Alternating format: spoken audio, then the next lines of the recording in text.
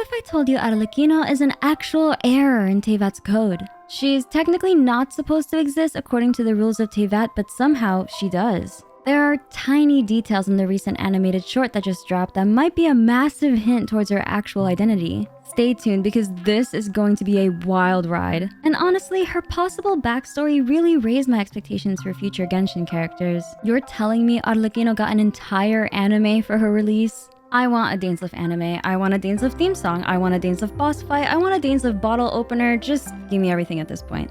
Anyways, I'm your Leafy Lore Streamer Menzif, and I read the Genshin Impact lore so that you don't have to. But first, I have something super exciting to announce. Thanks to the support of all of you, and thanks to Samsung Galaxy for sponsoring this video, I'm going to be participating in one of the biggest Genshin Impact events ever this year. I'm going to be a contestant in the Galaxy Battles Genshin Impact event powered by Samsung Galaxy in partnership with Snapdragon Qualcomm. This event will be a one-of-a-kind featuring a ton of your favorite Genshin content creators. I'm sure you know most of these names. We'll be competing head-to-head for a $40,000 prize pool. The best part, you'll have a chance to win half of the prizes the winner will be taking home, including a chance to win the brand new Samsung Galaxy S24 Ultra. The Snapdragon 8 Gen 3 processor for Galaxy is the fastest one yet, and the high-resolution camera is perfect for those who want to level up their selfie game or speedrun to AR60. Immerse yourself further into the world of Genshin with the S24 Ultra's insane display, which enables you to game on the go even in the sunlight. The S24 Ultra comes equipped with Samsung's new Galaxy AI experience like Generative Edit with Galaxy AI, which allows you to easily edit images on the go. If you want a chance to win the brand new Samsung Galaxy S24 Ultra, all you need to do is tune in to the Galaxy Battles Genshin Impact Grand Finals on the Samsung US YouTube, Twitch, or Facebook channels on April 21st, 12 p.m. PST. Don't miss it. I'll see you there, travelers. Just a warning, this is going to be a highly speculative video. Arlecchino's story quest isn't out yet, so let's have some fun theorizing. After all, that's the joys of theory crafting. It isn't true until it is. I'm going to quickly point out some important details in the animation. The animation starts out with the previous knave, Harbinger Crucibena, indoctrinating the children of the House of the Hearth. The children's goal is to defeat their siblings and become king. I'm guessing here, but I wonder if king refers to a king piece in chess. The Fatui chessboard from A Winter Night's Lazo is based off the board in the 1996 Deep Blue vs. Garry Kasparov. And it was a real-life match in which an AI won against a human chess champion. In order for the Fatui's plans to play out like they intended, maybe a stronger knave, a strong king piece was necessary. There's an odd rabbit that looks spliced. My initial thought is this represents the Torre, since it seems like this rabbit is created from segments of other rabbits, but that's just a quick guess. This rabbit with a bow in her hair might represent Clairvy, since the position of the rabbits are reminiscent of a later scene. We're shown a young Arlecchino burying her pet spider. Her actual name is revealed to be Pearware, and the curse on her hand grows a little bit during the scene. Clairvy, Crucibena's biological daughter, is sent to comfort the young Pearware. Clairvy reminds me a little bit about Princess Marcotte, who had the wonderful ability of making others laugh even in the saddest of circumstances. Her presence keeps Pearware's grief and curse at bay, it seems. However, Clairvy has a necklace in the shape of a Lumidus bell, a flower known to symbolize parting and the wish for reunion. Which is totally, unfortunately, definitely foreshadowing something. According from lore we find in-game, Crucibena was a cruel woman. It's actually shown when she harms her daughter Clairvy and Pearware has to treat her wounds. Take a look at the rabbit dolls representing Clairvy and Pearware, however. Everyone has been shown as rabbits, but Pearware's doll has claws. While rabbits do have claws that need to be trimmed, they're not quite like that. A wolf in sheep's clothing, perhaps? It's one of several clues that, maybe Pearware doesn't belong here. As the children get older, they're eventually forced to fight each other to the death, it seems, with not even Clairvy surviving the ordeal. Pearware's curse worsens, and she's seen killing Crucibena after she offers Pearware to teach her to become king. Tsaritsa then accepts Pearware as the new knave to replace the former. She is now Arlecchino. Her powers in this fight against Crucibena and in her trailers are super interesting because they don't really look pyro, nor does it really look like anything we've seen in the game so far. I know this is bordering on Honkai territory because they have an imaginary element, but the idea of imaginary has been nagging me since Enkanomiya. There's a mention of a second god that was worshipped in Enkanomiya alongside Orobashi, the imaginary god Ouroboros. I mean, after all, Arlecchino is able to manifest or imagine and bring to life spider wings, so perhaps? Now let's break down some of the key things we learned from this animation. Arlequino's curse is an interesting one because it seems to be associated with her emotions, possibly?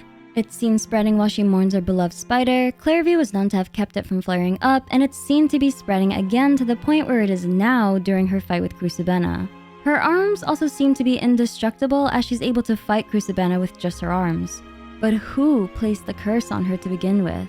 This one's tough, but my initial thought was it could be of godly origin.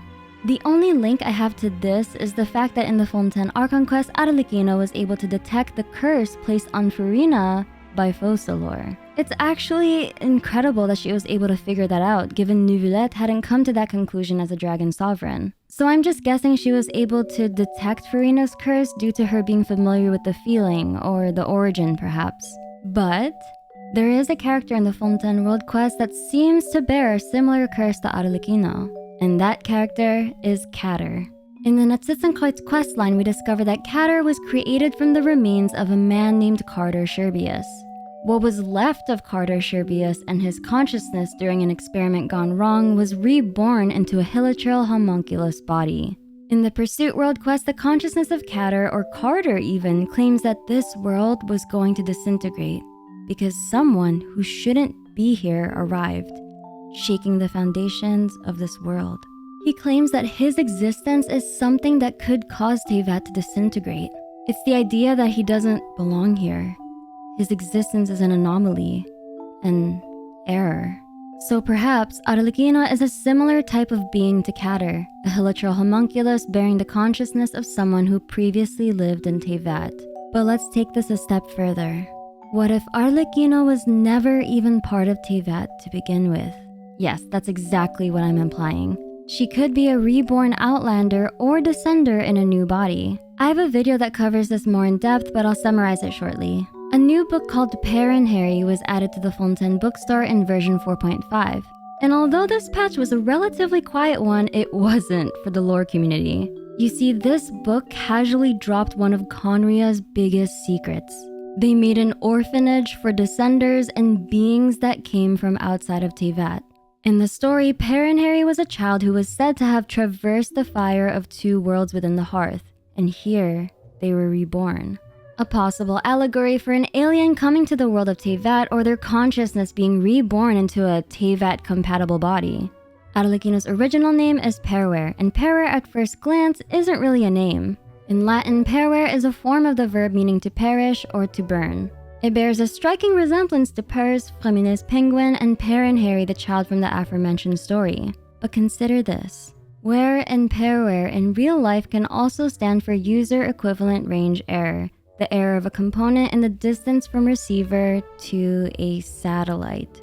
The version 4.6 trailer seems to heavily imply that Arlecchino plans to pass the position of the head of the House of the Hearth to Lyney. And she seems to be repeating the same tournament that Crucibena held for the children in her batch. It might be for a good reason, however. This animation is titled The Song Burning in the Embers, and embers are the remains of a fire. They happen at the end of a fire. Now this is very speculative, but this animation could very well be Arlecchino's memories of her life flashing before her eyes before she dies, before she corrects the error in her existence. But wait. If this is her memories, why is Scaramouche there? Remember, in the Sumeru Archon quest, Scaramouche wiped his existence from the Irminsul tree, from all of Teyvat's memory and history.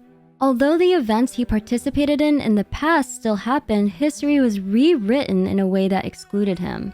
That means people no longer remember Scaramouche, much like the people of Sumeru forgot about Rukkhadevata. Actually, she's a perfect example. Some people are a little confused on how this works, and I think they're confused about what the Hexen Circle, which Nicole said at the end of the Sumeru Archon quests. Unfortunately, the fate of Teyvat cannot easily be changed. This is true, but think of Rukkhadevata, the previous Dendro Archon. No one but Traveler remembers her and her sacrifice. All the deeds she did for Sumeru still happened, but in the Irminsul's records and in everyone's memories, it was Nahida who enacted them instead. While we know that there were 2 Dendro Archons who existed, the rest of Teyvat only know of one. This is the same case for Scaramouche. He's not technically supposed to show up in anyone's memories. So, if Scaramouche is no longer supposed to be in anyone's memories, why is he in Arlecchino's? So there are people who are immune to Irminsul tampering. Descenders. You might have heard about Outlanders and Descenders, and there's actually a difference. This difference actually makes Arlecchino's possible origin even scarier. Outlanders are simply just ordinary aliens. Descenders are aliens who have the will to rival the entire world. They're essentially godlike beings with the power to create, destroy, sustain, and protect worlds. Traveler is Teyvat's fourth Descender for context. Their sibling, however, is not. Their sibling is not a Descender, just a normal Outlander. If Arlecchino actually does remember Scaramouche, that scarily puts her in possible reborn Descender territory. So far, the only Descender we know that may have died is the third Descender. According to Skirk, their body was used to create the Archon's Gnosis. If you enjoyed this video, please leave a like and subscribe, and I'll see you on the next video. I'm your Leafy Lord Shiri Minslef, and I read the Genshin Impact lore so that you don't have to.